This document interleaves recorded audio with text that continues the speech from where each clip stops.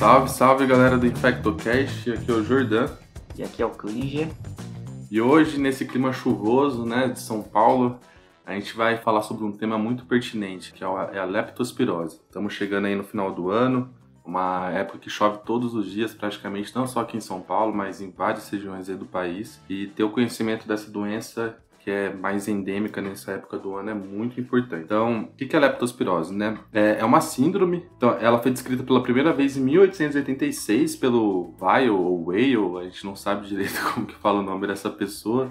Como que ela foi descoberta, né? O pessoal morria de febre amarela, aí foram fazer necrópsia e viram que tinha um negócio diferente. Então, houve uma confusão entre essas duas doenças, entre a febre amarela e a leptospirose. E essa confusão ocorre até hoje em dia. E o que é essa bactéria aí, Klinger? Então, a leptospira, né, ela faz parte de um grupo de bactérias, né? Antes a gente tinha duas principalmente, que eram duas espécies, a Leptospira interrogans e a biflexa. E hoje, com o avanço do sequenciamento do gene 16S, a gente conseguiu, a gente já tem hoje 23 espécies que já são nomeadas. Algumas delas são espécies patogênicas, outras são sapróficas não patogênicas e a gente tem espécies de patogenicidade indeterminada ainda. Então, ainda estamos nessa fase de descoberta, né, dessas espécies, mas a gente considera todo mundo aí como faz parte do gênero Leptospira. O mais famoso aí ainda é o interrogans, né, mas tem vários outros aí. E a característica mais legal do Leptospira é a capacidade dele de fazer infecção renal crônica nos roedores, né, nos animais. E com isso, esses animais eles passam a ser reservatórios dessa doença e continuam aí eliminando ela durante muito tempo na vida, que faz trazer pra gente para a principal epidemiologia da doença, né? Que, como você falou, Jordão, é a principal causa de doença quando a gente está falando de enchente, de doenças em pessoas que lidam com animais, como médicos veterinários, pessoal da pecuária. Então a gente tem essa epidemiologia porque o roedor, o animal, ele é o reservatório da doença. E, assim, existe uma prevalência global de leptospirose, né? Mas ela é mais comum em países onde você tem áreas rurais mais fortes, né? E áreas mais pobres do globo, muito relacionado também com a questão de saneamento. Então acaba sendo mais prevalente em regiões tropicais, né? Tanto por conta de chuvas e regiões um pouco mais pobres, mais subdesenvolvidas. Tem um estudo, uma revisão sistemática com mais de 80 estudos de 34 países e é estimado uma prevalência global de mais de 1 milhão de casos por ano, com mais de 50 mil mortes, fora os diagnósticos errados, né? Muita gente morrendo aí de dengue, de malária, de outras doenças aí similares que passam como outras doenças, mas na verdade é leptospirose. Sim, e apesar dos roedores serem os mais comuns, né, os reservatórios mais comuns, a gente também tem doença também acontece em suínos, equinos, bovinos, ovinos e até mesmo em cães. Então, é uma doença bem espalhada aí, né, que infecta esses animais também. Isso aí. Então, assim, a gente sempre busca um vínculo epidemiológico. Às vezes é um paciente que trabalha numa abatedoura, além de ser veterinário, pode ser um paciente que trabalha num armazém de arroz. Então, esses vínculos aí é importante que, apesar de parecer uma bobeira isso na infectologia, é muito comum a gente enxergar essa exposição, é bem clássico na leptospirose. Também funcionários de serviço de esgoto, né? Que ou então muitos, enchente, né? a própria enchente. Teve uma enchente, quando tem uma enchente pode ter certeza que vai aparecer depois de alguns dias alguns casos de leptospirose. E vai aparecer porque justamente o leptospira ele vai entrar em contato com a mucosa, né? Com a pele, que provavelmente não vai estar íntegra. Então, numa enchente, por exemplo, o paciente está lá, ele vai estar passando um galho de árvore lá que vai fazer uma lesão nele e a bactéria vai aproveitar para essa porta de entrada. Beleza, Clint, a gente já aprendeu como que a gente se expõe à leptospira, né? E os fatores de risco. Mas aí a gente entrou em contato, teve esse fator de risco, a partir de quanto tempo a gente vai começar a apresentar alguma manifestação clínica?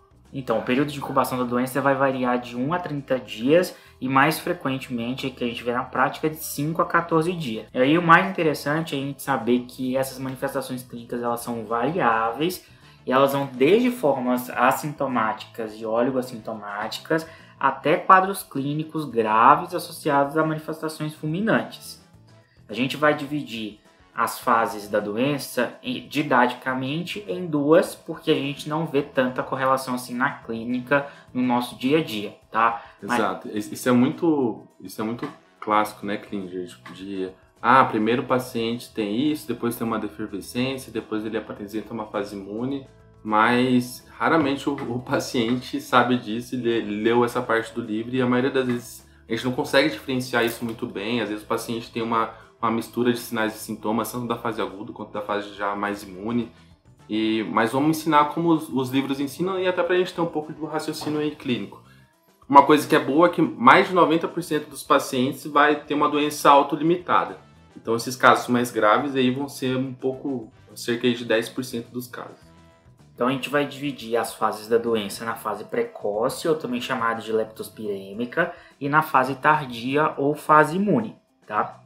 A fase precoce, ela vai ser a fase onde vai acontecer, principalmente em 90% dos casos, onde o paciente vai ter sintomas inespecíficos, né? Então a gente vai ter desde febre, cefaleia, mialgia, anorexia, paciente com fotofobia, dor ocular, exantema, eritema macular, hepatoespleno, linfadenopatia, dor abdominal, dor abdominal. Apresentar. Agora acho que dois grupos aqui de sintomas um pouco mais específico para a leptospirose, que é aquela dor em panturrilha. A mialgia pode ser generalizada, mas ela é mais intensa em panturrilha e em região lombar, mas tem que lembrar que nem sempre isso acontece. E as sufusões hemorrágicas, né? Então o paciente pode ter alguma alteração aí mais nesse sentido, que é um pouco mais específico. Se o paciente não tiver isso mais específico, como que a gente vai pensar em leptospirose? A gente está numa época do ano que tem muita chuva, a gente falou no começo do episódio. Então é sempre muito importante a gente tentar criar um vínculo epidemiológico para ajudar a gente no raciocínio clínico. Exato, e muito legal, né, da gente pensar que como que ela se conflui, né? Você tá uma doença bacteriana pensando aí numa síndrome gripal, numa arbovirose e tudo aí, mas que o que vai ser determinante vai ser o seu vínculo epidemiológico. E quanto tempo demora essa fase aí, classicamente? Essa fase demora aí cerca de 5 a 7 dias, né? Passou esse período, o paciente, na teoria, pode evoluir para cura, ou então ele pode ter uma defervescência aí dos sintomas e depois de 1 a 3 dias ele pode se iniciar com essa fase mais imune, essa fase mais tardia da doença, né? Sim, e é essa fase tardia que vai ser correspondente a 10% dos casos, ainda bem, né? Que ela pode acontecer logo após essa primeira semana de doença, da fase precoce, ou então alguns pacientes eles já iniciam um quadro com essas apresentações fulminantes. A síndrome de Weil, como a gente falou, ela vai ser caracterizada pela tríade classe de icterícia, lesão renal aguda e hemorragia, mais comumente a pulmonar. O mais clássico, né? A gente pode evoluir com hemorragia, pneumonite hemorrágica, né? E lesão hepática. O que chama a atenção da lesão hepática no paciente nessa fase tardia? É uma dissociação entre a elevação de bilirrubina e o dano hepatocelular, né? Ou seja, a elevação de transaminases. Quando a gente faz uma biópsia, não é para fazer biópsia, mas para estudo, a gente vê que não tem necrose de hepatócito. Então, é muito mais um dano, uma congestão aí, uma colestática. E então você pode ver níveis super elevados, assim, acima de 60, de 80 de bilirrubina, com transaminases raramente passando de 200. Então, essa dissociação entre transaminase e bilirrubina é algo que fala muito a favor de leptospirose. E essa icterícia tem alguma coisa mais típica aí, Klinger? Então, a icterícia também é um sinal característico, porque é o que a gente chama de icterícia rubínica, né? Que é uma icterícia mais alaranjada, intensa, que vai começar no 3º e 7º dia da doença. A presença da icterícia, ela é um preditor de pior prognóstico, porque se eu tenho icterícia, obrigatoriamente eu vou ter alguma hepatopatia e, consequentemente, eu vou estar pensando na forma mais grave da doença. Já é mais uma disfunção orgânica que você está acrescentando aí no paciente, né? Exato. E lógico, se o paciente começar a ter alterações de INR, algumas sinais, além da icterícia, sugestivos de insuficiência hepática, isso é mais grave ainda. E outra manifestação importante, ou outra disfunção importante, é a lesão renal aguda, que vai acontecer até em 40% dos doentes. Geralmente, ela é não oligúrica e ela é hipocalêmica, devido a essa inibição da reabsorção de sódio nos túbulos renais proximais, aumento no aporte distal de sódio e, consequentemente, perda de potássio. Outra coisa que acontece também, que é interessante de lesão renal, o ducto coletor cria uma resistência à vasopressina também. Então, isso é mais um fator que vai favorecer a essa forma não oligúrica, né? Então, o paciente vai ter uma diurese muito importante. Quando você biopsia o rim, você vê que tem muita nefrite intersticial. E se o paciente está numa forma não oligúrica e está depletando muito volume, se você não fizer uma reposição, desde que seja adequada, de acordo com a fase da doença, do momento da sua avaliação, o paciente pode evoluir depois para uma fase oligúrica. Então, o paciente começa com uma forma não oligúrica e, se ele piorar mais ainda o rim, ele vai para uma forma oligúrica. Então, a oligúria é um outro marcador de gravidade que a gente tem que deixar bem pontuado. Então, assim, tem duas coisas clássicas aqui que a gente já falou. Essa dissociação da bilirrubina com as transaminases, né? Bilirrubinas muito alteradas para transaminases nem tanto. Isso diferencia das hepatites virais, né? Hepatite viral, geralmente o paciente tem mais de 1000 de TGO-TGP. E essa lesão renal aguda com eucalemia ou hipocalemia. Outra coisa que costuma acontecer com a progressão da insuficiência renal é trombocitopenia, que é outro achado aí um pouco mais específico, né? Então, se você tiver um paciente com trombocitopenia, com uma lesão renal aguda, com hipocalemia, com essa dissociação de bilirrubina, com transaminases, cada vez mais o diagnóstico vai ficando evidente pra gente. E uma coisa que é interessante, a gente sabe que uremia causa disfunção plaquetária. Então, se a gente tem uremia, tem um paciente com endotelite, tem um paciente que está ficando plaquetopênico, então a gente vai começando a entender como é fácil ter sangramento nessa população. A gente vai ver mais pra frente que uma dos possíveis benefícios da diálise precoce é a gente diminuir essa associação de uremia com a plaquetopenia, que é uma fórmula muito boa para causar sangramento. A outra disfunção orgânica importante que a gente tem é a disfunção pulmonar, e esse paciente ele começa já com tosse seca, dispneia, hemopitóricos, e a gente vê que o paciente vai acabar evoluindo para a síndrome da angústia respiratória aguda.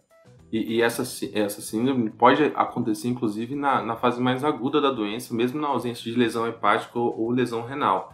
Uma coisa que a gente não precisa esperar é que o paciente tenha hemoptise. Então, se você está suspeitando que o paciente tem leptospirose e ele tem alguma queixa de dispneia, de tosse, você tem que já se tentar para um quadro de hemorragia pulmonar. Tá? Porque muitas vezes a hemorragia só é diagnosticada na hora da intubação. Então, depois que você intuba o paciente, que você vê um monte de sangue saindo, ou então quando você faz uma broncoscopia para investigar o quadro, que você vai diagnosticar esse sangramento.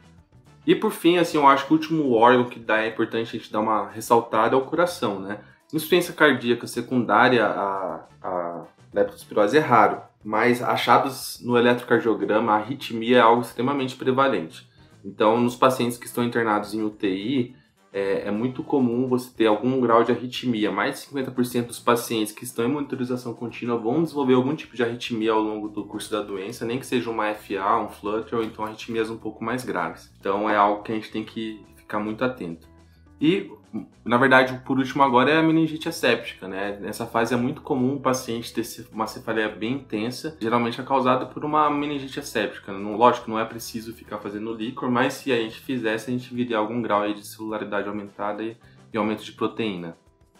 Beleza, Klinger, a gente já aprendeu um pouco aí das manifestações clínicas da doença, né? Um pouco da fisiopatologia. Quando que a gente vai pensar em leptospirose? Então, assim, a gente vai pensar, o Manual do Ministério da Saúde traz que o indivíduo com febre, cefaleia e mialgia e que apresente pelo menos um dos seguintes critérios que a gente vai comentar.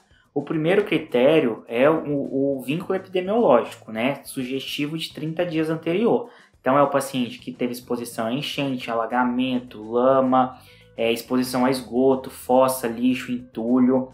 Paciente que tem atividades que envolva risco ocupacional, como coleta de lixo, de material para reciclagem, limpeza de córrego, trabalho em água e esgoto, manejo de animais, agriculturas e assim por diante. Vínculo epidemiológico com outro caso confirmado de leptospirose ou residir e trabalhar em áreas de risco para leptospirose, tá? E o critério 2, que seria pelo menos então, a febre, a cefaleia, a mialgia ou mais pelo menos um dos seguintes sinais ou sintomas, que seria aqueles clássicos: a sufusão conjuntival, a lesão renal aguda, né, aumento de creatinina, icterícia e aumento de bilirrubina e os fenômenos hemorrágicos.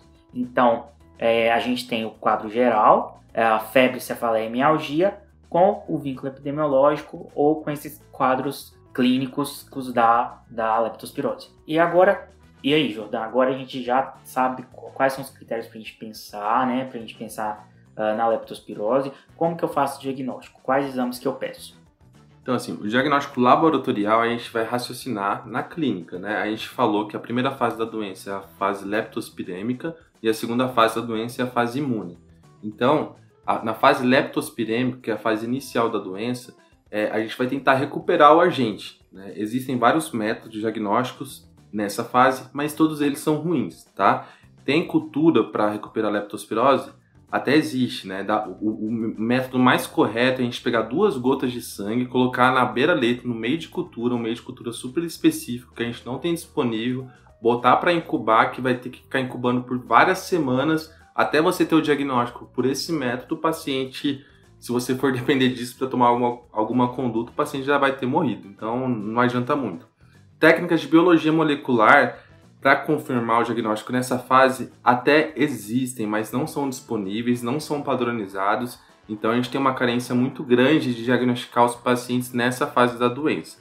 Já na fase imune, então ali a partir do 5º dia de doença, a gente já pode ter sorologia positiva do método ELISA. Então, e o método mais clássico que a gente tem, mais bem estudado, é o método de microaglutinação, chamado de MAT. Como que isso é realizado? A gente pega alguns antígenos já conhecidos, pega o sangue do paciente nessa segunda fase da doença, pelo menos pelo 7º dia de doença, e a gente vai observar num campo escuro se ocorre aglutinação e a gente consegue titular isso. Como que a gente dá o diagnóstico por esse método? A gente vai ter que ter um aumento de 4 vezes essa titulação em um período aí da doença de pelo menos 2 semanas.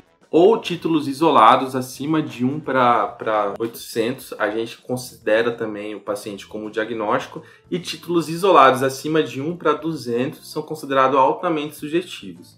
Então a gente fez o diagnóstico, como que a gente vai tratar esse paciente? Bom, o tratamento, ele não é difícil, né? Acho que é a parte mais fácil da doença.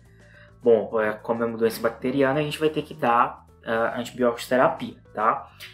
Na fase precoce, a gente vai utilizar principalmente ou amoxicilina ou a doxiciclina, tá? A amoxicilina seria 500 mg VO de 8 em 8 horas por 5 a 7 dias, ou a doxiciclina 100 mg VO de 12 em 12 horas por 5 a 7 dias. Então, qualquer um está apto a tratar leptospirose, né? Beleza, Klinger. Mas nesses casos aí que você vai dar antibiótico oral, o paciente vai para casa, é tranquilo dar alta para o paciente com leptospirose? Isso, a gente não vai dar alta naqueles pacientes que a gente tem sinal de alerta, né?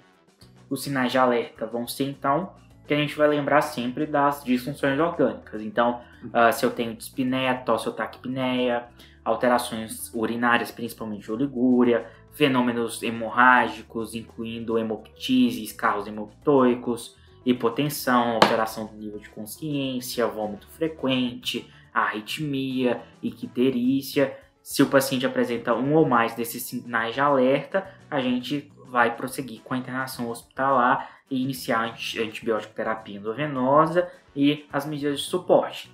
A antibiótico terapia nesses casos, Jordan, a gente vai fazer com antibióticos também não muito difíceis da gente achar. Vai ser ou com a penicilina cristalina, ou com a ampicilina, ou com o próprio ceftriaxona. Mas qual que é o grande problema, né? Matar a bactéria é fácil, né? Qualquer antibiótico aí meia boca, como a gente já viu, tem capacidade de matar. O problema é que a gente demora muito para fazer esse diagnóstico, né? Então a gente sabe que depois que passou dos 5 primeiros dias de doença, o benefício em se dar antibiótico, no desfecho clínico, principalmente mortalidade, não tem nenhum estudo que comprove isso. Então, se o paciente já está na fase imune, dar antibiótico é algo que não vai mudar muito o curso da doença. Ó, então, nesse paciente que está mais grave, que a gente vai atender ele no ambiente de terapia intensiva, né? Então, um paciente que está rebaixado, que está itérico com lesão renal aguda, a gente tem que lembrar de duas coisas aí principais, que a lesão renal oligúrica é um fator de mau prognóstico, então é um paciente mais grave, e o paciente que está com uma síndrome respiratória aguda grave também vai estar mais grave, né? Então, vou falar um estudo que foi realizado aí no Emílio Ribas em 2007, que foi um estudo super importante que mudou na condução desses pacientes mais graves com leptospirose, que foi em relação à indicação de hemodiálise. Antigamente, em 2002, 2003, o protocolo lá do Emílio Ribas, você oferecer o volume para tentar manter um paciente com uma diurese acima de 1 ml quilo-hora, pelo menos nessas 6 primeiras horas iniciais. Lógico, era o paciente que estava na UTI com uma síndrome respiratória aguda grave e com uma insuficiência renal. Se o débito urinário dele não melhorasse acima de 1 ml quilo, era indicado hemodiálise. O problema disso é que você deixava a diálise mais tardia. A partir de 2004, 2005, foi modificado esse protocolo. Todo paciente que chegava com lesão renal aguda e uma síndrome respiratória aguda grave na UTI já era iniciada a hemodiálise. E foi visto uma diferença de mortalidade muito importante. Nesse período que foi analisado os pacientes, 33 pacientes com leptospirose foram diagnosticados e acompanhados no estudo. 15 foram tratados daquele método de diálise mais tardia e 18 com a diálise mais precoce. A diferença de mortalidade foi bem importante, né? Houve 13 óbitos, então uma mortalidade geral aí de 39% dos 33 pacientes, sendo que 3 óbitos foram no grupo de diálise precoce e 10 óbitos foram no grupo de diálise tardia.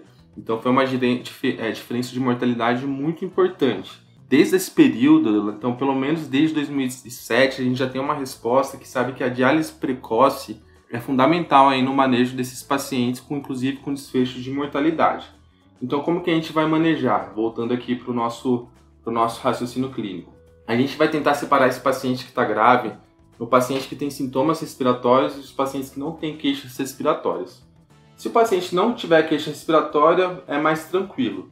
No paciente que tem alguma queixa respiratória, a gente vai fazer um raio-x de tórax, vai fazer uma gasometria arterial e vai tentar identificar se ele tem algum sinal aí de acometimento pulmonar. Se ele tiver um infiltrado bilateral no raio-x, se ele tiver um PO2 menor do que 60, se ele estiver saturando menos que 92% em ar ambiente, significa que ele tem uma pneumonite, né? Significa que ele está com quadro pulmonar, então ele tem que ter uma internação precoce na UTI. Nesse paciente que tem um quadro pulmonar, então vamos supor, o paciente está com SARA, e tem lesão renal aguda, a gente vai avaliar a diurese desse paciente. Se ele tiver uma lesão renal oligúrica, mais esse quadro pulmonar, a gente já vai indicar hemodiálise, como foi feito no estudo. Então, paciente com lesão renal aguda oligúrica mais síndrome respiratória aguda grave é igual a hemodiálise. Se o paciente tiver com débito urinário bom, então tiver uma diurese acima de 0,5 ml quilo-hora, mais a creatina dele tiver acima de 4, ou tiver uma ureia acima de 150, a gente também vai indicar diálise.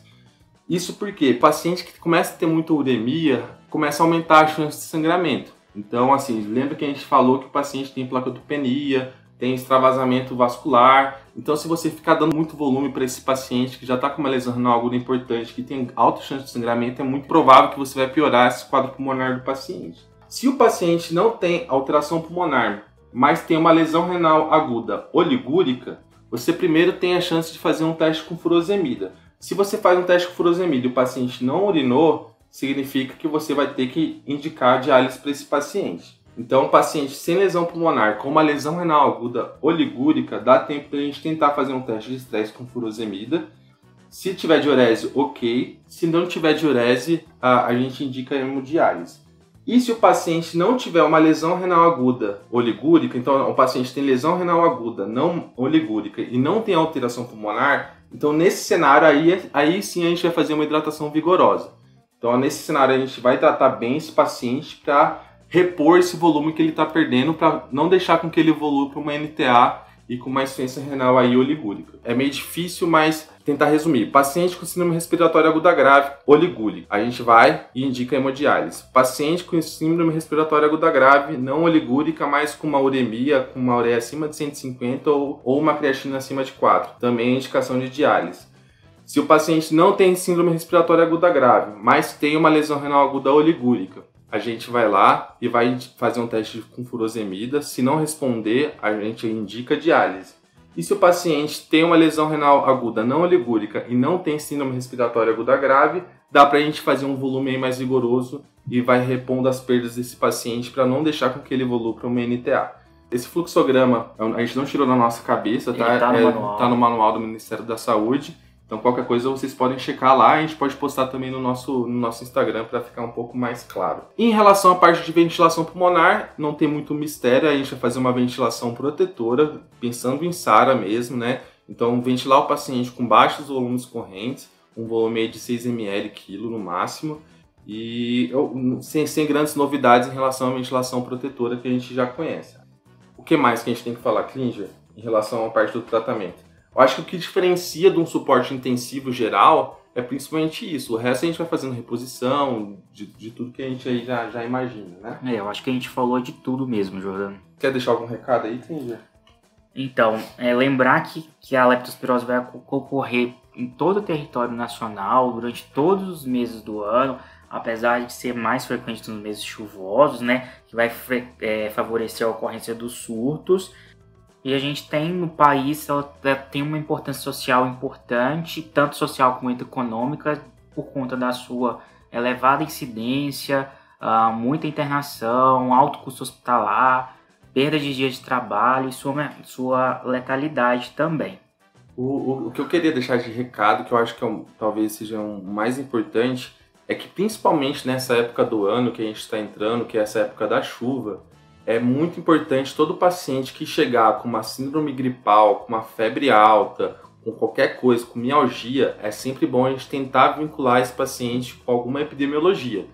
Então pergunta se ele teve exposição a enchente, se ele trabalha. A gente acha que isso é coisa só de infectologista que a gente aprende na aula de semiologia, mas para a leptospirose o vínculo epidemiológico é muito frequente. Por quê? Porque é importante detectar esse paciente precoce e iniciar o tratamento nessa fase inicial da doença, porque depois que o paciente evoluiu para a fase imune, aí o quadro é muito mais dramático e aí é mais um cuidado de medicina intensiva mesmo, com essas pequenas ressalvas aí em relação à indicação de diálise, mas é importante a gente fazer o diagnóstico precoce. É difícil, mas vamos pensar aí no vínculo epidemiológico. Exato. Acho que é isso, galera. É isso aí, galera. Tchau.